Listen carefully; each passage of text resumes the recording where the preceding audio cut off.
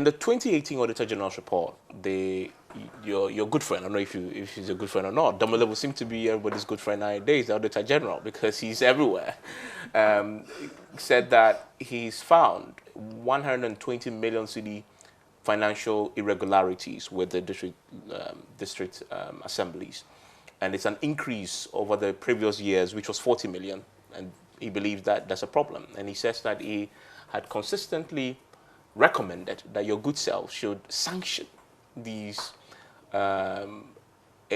district chief executives or municipal chief executives whose administration continue to flout the rules. What do you say to him? Because he's simply concerned with the figures that... He's concerned. Let me say that in 2018, I was happy there was a reduction in irregularities and infractions. Yeah. For the previous year, 2016, yeah. it was over 75 million. Then it came to 40. Then it came to 40 million. Yeah. So I was happy with that, and I encouraged them yeah. to ensure that this year it goes down to 20 million. So, of course, I'm not a happy person that it has gone up so high. And definitely, we are taking responsibility and we're taking action. I've already sent letters to all the district assemblies and to their regional ministers to also follow up with the district assemblies to ensure that they implement the recommendations of the Auditor General's report before we go to Public Accounts Committee. Oh, you'll be going there? Yeah, definitely. If they don't take those actions, we have to go to Public Accounts. Yourself? Well, not me or my deputies, deputy. but we have to go with it. But the district assembly should be held accountable for their own action. They'll be held accountable. They will be there, but when they are there, the committee will expect that the ministry should be presented there. So I've given them 30th September. I've written to them. They should follow up the recommendation, all the irregularities and the directions that they've given for them to handle this irregularities. They should comply by 30th September and report to me. And I've also asked the head of the Office of the Local Government Service, administratively, to also look at the administrative procedures and apply sanctions accordingly. Follow up and also apply sanctions. What sanctions are allowed under the rules? For example, if you have to pay something that you are not paying, you have salary part of some deduction, they can work a scheme out for your salary to be taken out.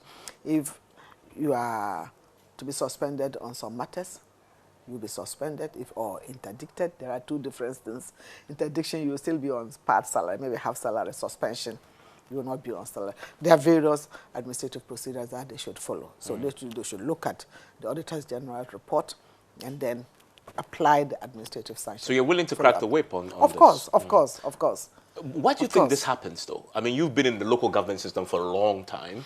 Why do you think this continue happening? I think the technical, sometimes we blame the politicians a lot, but it's not just the politicians. The technical people too should be able to support the politicians because that's why you are there. You have a coordinating director, you have a finance officer, you have an internal auditor, and you have the works engineer and all, procurement officers. We have all that. They should be able to support the district chief executives in the procurement process.